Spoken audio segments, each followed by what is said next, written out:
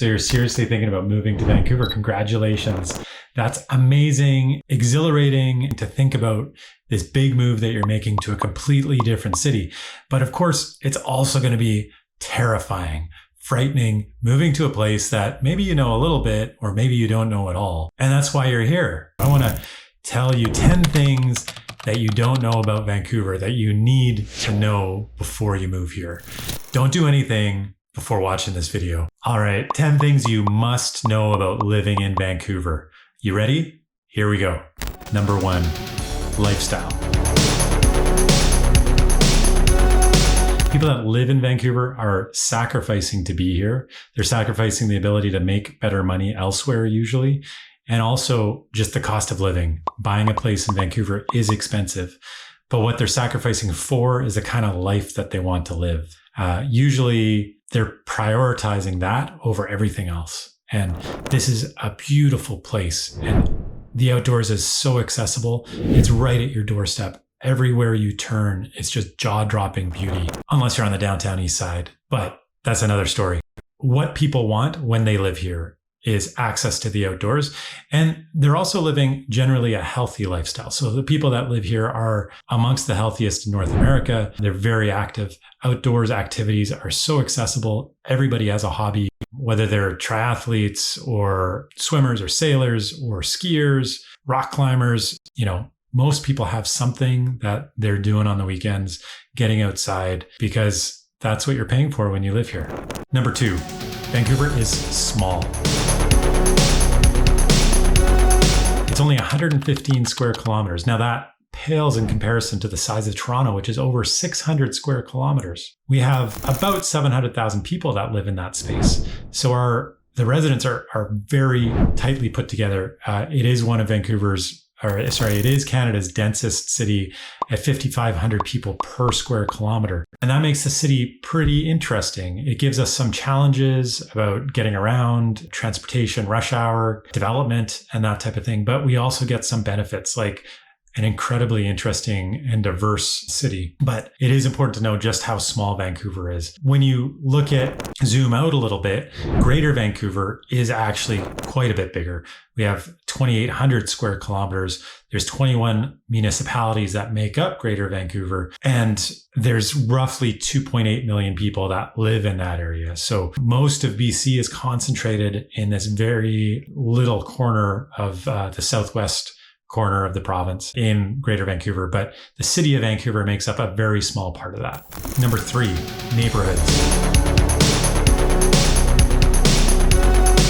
The network of neighborhoods in the city of Vancouver is staggering. We have so many neighborhoods and they're all so different. Different types of people live in every single one of these neighborhoods. And you can find so many cool, interesting spots. The neighborhoods are so very vibrant and self-sufficient in that you can do everything you want within a walkable distance. So you can go to the bank, you can work there, you can go get your groceries, you can get your kids to school. Every neighborhood has its own elementary schools, high schools, and shops and services. And so that's part of what makes it difficult when moving here is you have no idea how different and diverse these neighborhoods are. You need somebody like me who can help you understand that and make sure you don't make a mistake and move into the wrong neighborhood. You and I should talk and make sure that I understand your personality, what you're looking for, what kind of lifestyle you want. And then I can help you pinpoint the neighborhood, but also the home that you want to buy. At the bottom of the screen, that's my phone number. Send me a text, call me. We can arrange to set up an appointment and talk more, do a Zoom call, and get down to the bottom of what's the right fit for you. Number 4, it's still Canada. That's right. Even though Vancouver is the most temperate climate, one of the most temperate climates in Canada, we have warm summers and much warmer winters, not a ton of snow. But I got to tell you, fair warning, this is still Canada. It gets freezing cold in the winter still. We still do get snow. And the summers do get warm, but not hot, not crazy hot. We're not talking Phoenix hot or Mexico hot. We're talking West Coast of Canada hot.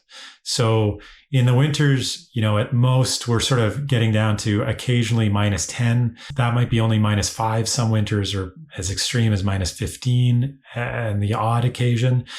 Snow, we might get a snowstorm where we see 20, 30 centimeters of snow at a time, but that doesn't usually stick around very long. It's something we all get very excited about. All the kids love those snow days.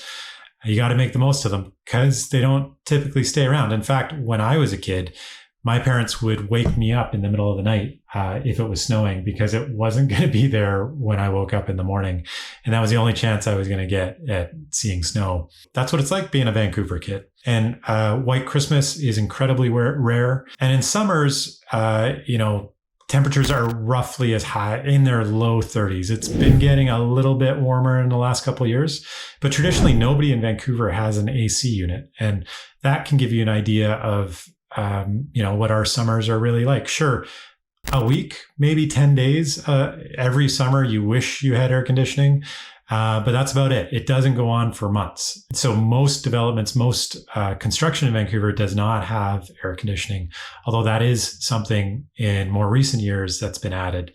Again, if that's something that's important to you, then absolutely reach out to me anytime, something we can discuss, and I can help you understand what your options are. Number 5 is nature. Vancouver is surrounded by it on definitely 3 sides, but you could argue even on the 4th side.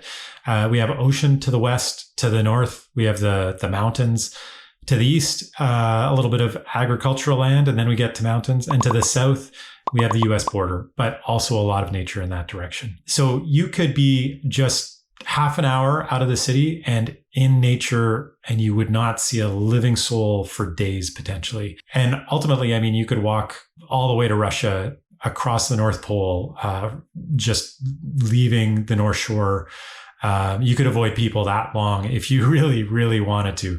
It is the ultimate wilderness. And that's something that people do love about this city, that access, that ability to get out into the outdoors, into such natural, breathtaking beauty. But you don't even have to go that far. You don't even have to travel half an hour. Within the city, we have so many beautiful parks. It's really anchored by one of the world's best city parks in Stanley Park, which is on the downtown peninsula. And it's an amazing place to visit. So much beauty there. The vistas are absolutely breathtaking.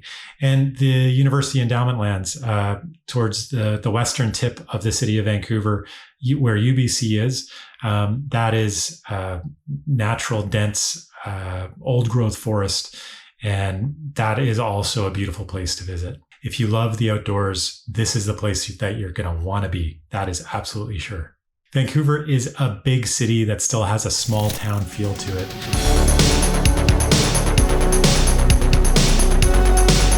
It was founded as a logging town, became a gold rush town, and has matured over the years, but it's not that old. It was just founded in 1886. And at its very core, it's become a metropolis, but its very core, it still is a small town. People still talk to each other on the streets. You'll get very friendly people saying hello to you and smiling, even downtown, but definitely in the neighborhoods around the city. Kids playing around in the parks. People are just open and very friendly. And, some of them still don't even lock their doors. In fact, I've forgotten to lock my door on occasion and nothing happens. I'm not suggesting we don't have crime. I shouldn't suggest that because we do, but it is generally just petty crime. We're not a city that sees a lot of major crime or very violent crime. Generally, most of the crime that we see is petty crime that's drug related. But that's where that small town and that big city sort of intersect. It is a battle that is being fought, but at its very core, you're going to find Vancouver feels small, but you have a lot of the benefits of a big city at the same time. Number 7 is the cost of living. It's probably not going to surprise you too much that Vancouver is an expensive city. I talked about the geography of the city. It's a very closed-in space. And for a city where so many people want to move, obviously, we have a hard time providing supply when demand is so high, and that ends up driving prices up. Now, that's not just for home ownership, where it would be tough to find any living accommodation for a family below $1 million, roughly. But that would also include renting. It's a very tough city to buy and rent in. There's just a lot of competition and very little supply. Now, not everything in the city is expensive. There are things like home ownership, like the cost of insurance. Gasoline would be another one that most people would consider pretty high in Vancouver. But some things are relatively cheap. And I would put in that basket things like going out to eat. Sushi is incredibly cheap in the city of Vancouver. I would also include electricity. We have very abundant supply of hydroelectricity that makes electricity in British Columbia relatively cheap. But certainly expenses outweigh the cheaper items that you'll find in Vancouver. Number 8 is transit. We have an wonderful network of transit throughout the city, throughout the Lower Mainland, but it's concentrated mostly where the population is densest, which would be the downtown core. So we have a bus network, we have an expanding SkyTrain / subway network, and we even have a ferry, the cute little aquabus that runs between downtown Vancouver and the North Shore. If you've never been, you ever get the chance, definitely take the aquabus. It's quite an experience, and it's a reason to live on the North Shore just so you get to do that little commute every day if you work downtown. But really at the end of the day, we have a great transit system. A lot of locals will complain about it, but honestly, in comparison to most other cities around the world, we're really lucky. And it's not crazy expensive. A monthly pass for one zone is about $100, and that runs up to $185. So not bad considering how easy it is to get around, especially if you're working on a budget. Number 9 is diversity. It's one of the things that I personally love most about this city, just the diversity of people that we have. 42%, nearly 42% of Vancouver's population are immigrants. People from all around the world come here because this is such a wonderful place to live. You can walk down any city street and you'll see people from, whether it's China, whether it's India, whether it's Zimbabwe or the Philippines, all walks of life, every part of the globe. And it makes Vancouver an incredibly interesting city and an incredibly open-minded city. Now, I am a straight white male, so take my opinion with a grain of salt. Not everybody might have that experience. But from my experience around the world, what I see here is that people are much more open to differences than they are in other parts of Canada, North America, and definitely around the globe. Now, finally, number 10 is geography.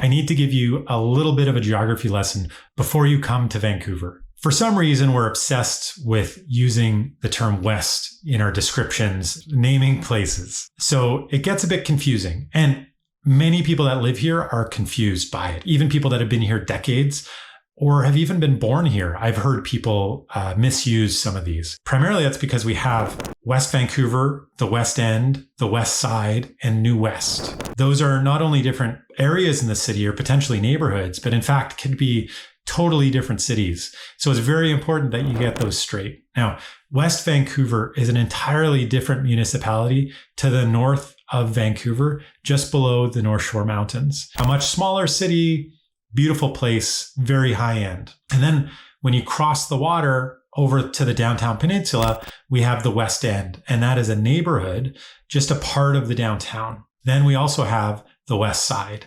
And traditionally, we divide the city of Vancouver into the West Side and the East Side. And that's the dividing line is Ontario. Many people in their minds just think of Main Street as being the dividing line, but it's actually 2 streets further west at Ontario. And so you have the West Side, or Vancouver West is another term that typically the real estate board will use. And that's where it gets kind of confusing, because you'll hear Vancouver West, which is the west side of Vancouver, and then you'll hear West Vancouver, which is the different municipality to the north of Vancouver. And finally, you have New West, and that is actually to the east of Vancouver, to make it even more confusing. The west in the name does not refer to direction on the compass. It refers to New Westminster, and that's a little municipality as I said, just to the east of Vancouver, which used to be the provincial capital, but now is a cute little suburb of the city and actually has a pretty cool little downtown core that a lot of people who are looking for something a little outside of the city love New Westminster as a destination. So keep New West on your map as well. All right, that's it. Those are 10 things that you need to know before you move to Vancouver. I hope you found that really helpful and interesting. If you did, click the like button. I'd love the support. And if you want to know more, all I do is produce content about living in Vancouver as a Vancouverite. If this sort of content interests you, be sure to click that subscribe button so you don't miss out on any of my future videos. And I'm getting calls, texts, emails from people just like you every day, people that want to know more about moving to this city. If you're one of them, be sure to do just that. I'm here to help you. Text me, email me, call me any time of day, night, weekend. I'm here for you.